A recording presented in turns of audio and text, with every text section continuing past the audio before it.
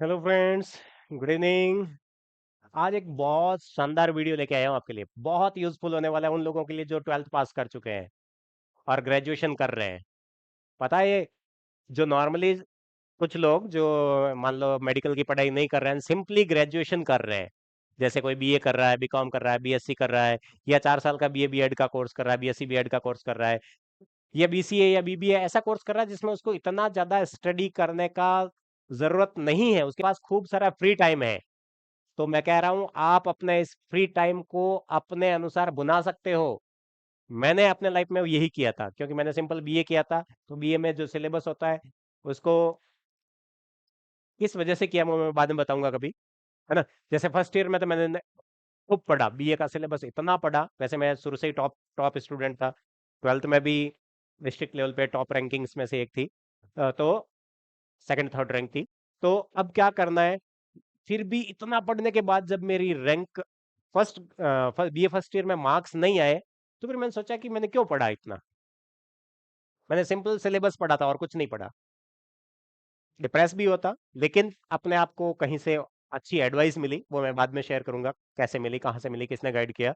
लेकिन फिर मैंने क्या किया कि बीए की पढ़ाई तो मुझे लगा कि इतना ज्यादा जितना मैंने फोकस किया था इतना करने की जरूरत नहीं है। मैं क्या कर सकता हूँ कि कॉम्पिटिटिव एग्जाम के लिए अपने आप को इतना तैयार कर लूँ इन अगले 2 साल में कि मुझे किसी कॉम्पिटिटिव एग्जाम के लिए अलग से तैयारी करने की जरूरत ही नहीं पड़े। समझ में आ रहा है। तो मैंने अपने लाइफ में क्या किया वो मैं आपके साथ शेयर कर रहा हूं। आप भी उस जो 3 साल का पीरियड है उसको आप उस गोल्डन पीरियड के रूप में यूज कर सकते हो। समझ में आ रही है बात। मतलब बहुत शानदार टाइम होगा वो आपके लाइफ का। तो कैसे कर सकते हो, मैं देखो, जब आप बीए कर रहे हो तो अपने सिलेबस के साथ साथ उस टाइम को यूटिलाइज करना कॉम्पिटिटिव एग्जाम की तैयारी में। क्या क्या कर सकते हो, क्योंकि ये जो पीरियड होता है ना, ग्रेजुएशन का पीरियड, जो नॉर्मल ग्रेजुएशन करता है, तो वो नॉर्मली सबसे ज्यादा वेस्ट पीरियड होता है। वेस्ट करने वाला, ज्यादातर लोग उसको जो है वेस्ट करते हैं उस पीरियड को। Most wasted time of your life वो होता है। क्या कर रहे हो, कुछ नहीं, बीए कर रहा हूँ। अरे भाई, बीए कर रहे हो तो ये टाइम आपके पास बहुत बढ़िया टाइम है, करो ना यूज, है ना। तो आप क्या करो, जो भी आप, एक तो देखो कि आपको राजस्थान लेवल के एग्जाम देने हैं या सेंट्रल लेवल के एग्जाम देने हैं, या दोनों भी देने हैं ना, तो भी आपके पास एनफ टाइम है। आप क्या करो, जो जो एग्जाम्स है, टीचिंग फील्ड में जाना है तो first grade, second grade, third grade का एग्जाम, पटवारी, ग्राम सेवक का एग्जाम, एसएससी बैंकिंग का एग्जाम, एयरफोर्स का एग्जाम, जो आप जिसके लिए तैयारी करना चाहते हो वो सबका सिलेबस देखो। आपको लगेगा बहुत सारी चीजें, मोर देन 50% कॉमन है। तो आप वो कॉमन की तैयारी करो ना। मैंने क्या किया, मैंने सेकंड ईयर से बेसिक मैथमेटिक्स पूरा तैयार कर लिया। बेसिक मैथ्स पूरा तैयार कर लिया। उस समय जो गाइड्स अवेलेबल थी, मैंने एक गाइड खरीदी अंक गणित की, और शुरुआत से तैयार किया। अच्छे से मैथ्स मेरी तैयार हो गई। 2 से 3 महीने लगे, बहुत अच्छी हो गई मैथ्स। उस गाइड का एक एक चैप्टर पढ़ा, उसका एग्जाम्पल्स पढ़े, उसके बाद एमसीक्यू सॉल्व किए, गलती हुई तो क्यों हुई, पीछे जो डिटेल्ड आंसर था उसको पढ़ा और वापस सॉल्व किए। ऐसे करके पूरा पढ़ा, और 2-3 महीने में मेरी मैथमेटिक्स रेडी। फिर मैंने क्या किया, एक सामान्य ज्ञान दिग्दर्शन करके उस समय गाइड आती थी, अब पता नहीं आती है कि नहीं आती। तो मैंने इतनी ऐसे मोटी सी बुक थी, तो उसमें जो स्टैटिक जीके है, स्थाई जनरल नॉलेज जो चेंज नहीं होता, इंडिया का हिस्ट्री, ज्योग्राफी, कल्चर, है ना, वो सारा तैयार कर लिया पूरा अच्छे से। सिंबल्स है, अवार्ड्स किस किस को मिले, कब कब मिले, फर्स्ट किसको मिला, सेकंड, है ना। तो वो सारा चीजें मैंने याद कर लिया।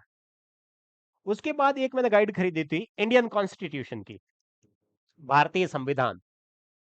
पूरा संविधान नहीं खरीदना, अपने को कोई अगर आईएएस आरएएस की तैयारी कर रहा हो तो खरीदो भले, लेकिन मैंने उसका समरी, है ना, शॉर्ट में जो बुक आती है जिसमें मैन मैन जो आर्टिकल्स हैं उनके बारे में बता दिया गया है, एक सीक्वेंस से अच्छे से याद हो गए सारे आर्टिकल। सिर्फ इतना याद रखना है कौन से आर्टिकल में क्या लिखा है। जैसे मूल अधिकार है तो कहां से लेके कहां तक है, मूल कर्तव्य है तो कहां से कहां तक है, लोकसभा संसद के बारे में कौन से आर्टिकल से कौन से आर्टिकल तक है। एक सीक्वेंस से याद करना, आर्टिकल 1 से लेकर के जो भी 300 प्लस तक है, सारे याद करना। 400 500 तक जितने भी है सारे याद करो आप। एक सीक्वेंस में याद करना, बहुत बढ़िया रहेगा। समझ में आई बात? और क्या कर सकते हो, जो आपके साइंस की बुक है, जनरल साइंस, आप जनरल साइंस को तैयार करो। 10th लेवल की जो मैथ्स है ना, वो भी 10th लेवल की करनी है। इसी तरह से साइंस भी 10th लेवल की करो, जनरल साइंस। खूब सारे, बहुत सारे प्रकाशकों की बुक्स आती है, हिंदी में आती है, इंग्लिश में आती है, सामान्य विज्ञान करके।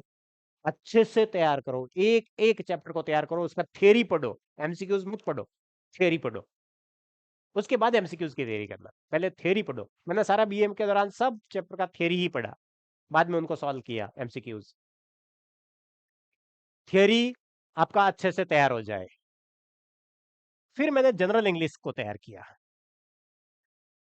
जनरल इंग्लिश, है ना, इंग्लिश की ग्रामर तैयार की, वोकेबलरी मैंने इन सब के साथ पैरेलल रखा था, सबके साथ डेली वोकेबलरी में याद करता रहा। कॉन्स्टिट्यूशन पढ़ा, भी वोकेबलरी जो कॉन्स्टिट्यूशन के अंदर वोकेबलरी जो जो यूज हुआ था वो सब पढ़ता रहा। साइंस पढ़ा तो भी करता रहा तैयार, ज्योग्राफी हिस्ट्री पढ़ा तो भी वोकेबलरी तैयार करता रहा। ये तो कंटिन्यूअस प्रोसेस है ना। इंग्लिश में जो वर्ड पावर है वोकेबलरी, तो वो तो कंटिन्यू रखनी ही है, ये ध्यान रखना। जनरल इंग्लिश मैंने अच्छे से तैयार किया, ग्रामर टेंसेस देखे, वो सारा जो जो सिलेबस में है ना। आप एक जनरल इंग्लिश की बहुत सारी बुक्स आती है, कोई भी एक अच्छी सी मीडियम साइज की बुक खरीद लो और उसको तैयार करो। फिर कंप्यूटर, कंप्यूटर का थियरी अच्छे से पढ़ो, साथ में प्रैक्टिकल भी करो। राजस्थान में तो आपको पता ही R S C I T compulsory है, लेकिन हम सबको पता है कि हम R S C I T कैसे करते हैं। शायद कोई कोचिंग सेंटर में जाता भी नहीं होगा, लेकिन ऐसा मत करना। ये आपके पास चांस है सीखने का, थियरी सीखने का, प्रैक्टिकल सीखने का, बहुत अच्छा। और यही जो R S C I T का सिलेबस है ना, हर कॉम्पिटेटिव एग्जाम में पूछा जाता है, इससे बाहर कुछ नहीं है। तो उसको अच्छे से आप कर लो, तो आपका कंप्यूटर का टॉपिक तैयार है। फिर आप सामान्य हिंदी तैयार करना, बहुत सारे एग्जाम्स में ये पूछा जाता है, सामान्य हिंदी, है ना। ध्यान रखना, आजकल इंग्लिश मीडियम के चक्कर में हो क्या रहा है पता है, इंग्लिश तो सीख नहीं रहे ना, हिंदी भूल रहे, है ना। इंग्लिश तो या सीख नहीं पा रहे, और जो सीखे के थे हिंदी, उसको भूल जा रहे हैं। मात्राओं की गलतियां इतनी कर रहे हैं आजकल के बच्चे, हिंदी तैयार ही नहीं है उनकी। तो सामान्य हिंदी अच्छे से तैयार करना, व्यवहारिक हिंदी के नाम से बहुत सी अच्छी गाइड आती है। मैं तो कह रहा हूँ 10th लेवल की, 12th लेवल की, राजस्थान सरकार की जो ग्रामर की बुक है, उसी को आप ले लेना, राजस्थान पाठ्य पुस्तक मंडल की, उसी से तैयार कर लो, लेकिन अच्छे से हिंदी तैयार करो। अच्छा, अगर आप टीचिंग फील्ड में जा रहे हो, तो उससे रिलेटेड जो टीचिंग एप्टीट्यूड होता है, अगर ये टीचिंग में जा रहे हो तो बात बता रहा हूँ, टीचिंग एप्टीट्यूड को अच्छे से तैयार कर लेना, है ना। प्लस जो चाइल्ड साइकोलॉजी होती है ना, एजुकेशनल साइकोलॉजी होती है, उसको भी अच्छे से तैयार कर लेना। और तीसरा क्या तैयार करना है, अगर आपको टीचर बनना है तो आप तैयार करना टीचिंग मेथड्स। ये ग्रेजुएशन के दौरान करो ना। जरूरी है क्या कि फर्स्ट ग्रेड की वैकेंसी आएगी, फॉर्म भरूंगा, उसके बाद मैं टीचिंग मेथड पढ़ूंगा? क्यों भाई, बीएड कर रहे हो उस समय अच्छे से याद करो इनको। हर टीचिंग मेथड की क्या क्या खूबियां हैं, क्या क्या कमियां हैं, क्या क्या विशेषताएं हैं, वो सारी चीजें आप उसी समय रट लो ना। कहाँ जरूरत है। मैंने जब काबरा कॉलेज जोधपुर से बीएड किया था, तो ये सारी चीजें मेरी तैयार थी। उसके बाद किसी चीज को पढ़ने की जरूरत ही नहीं पड़ी बाद में, कॉम्पिटेटिव एग्जाम के लिए इतना अच्छे से तैयार कर लिया था। तो इस तरह से आपका जो ये ग्रेजुएशन का टाइम है, उसको फ्रेंड्स वेस्ट मत जाने देना, अच्छे से यूटिलाइज करना। मैं आपको गारंटी दूं, बाद में आपको कॉम्पिटेटिव एग्जाम जो भी आएगा ना, आपको ऐसा लगेगा जैसे आपके बाएं हाथ का खेल है, आपके लिए वो कुछ नहीं होगा। एक प्रिपरेशन में आपको ऐसा लगेगा मैं तो सिंपली रिवाइज कर रहा हूं, ये सब तो मुझे पहले से याद है ना। लेकिन मेहनत करनी पड़ेगी फ्रेंड्स, 2 साल लगातार वैसा करना, आपको बहुत बार बोरियत आएगी, कई बार आप बोर होंगे, बट हार नहीं मानना है, अच्छे से मोटिवेट होते रहना है, सेल्फ मोटिवेट होते रहना है, बोर नहीं होना है। देखो, पढ़ाई में अपने साथ रहते हो, है ना, अकेले रहते हो, पढ़ते हो, अपने आप से बोर होते हो आप, तो सोचो आप दूसरों के लिए कितने बोरियत भरे होंगे। खुद से खुद बोर हो रहे हो तो दूसरों के लिए कितने बोरियत भरे होंगे, है ना। आदत डालो मस्त रहने की, पढ़ने की, सिंसियरली पढ़ाई करो, सीरियस होने की जरूरत नहीं है। Be sincere and study.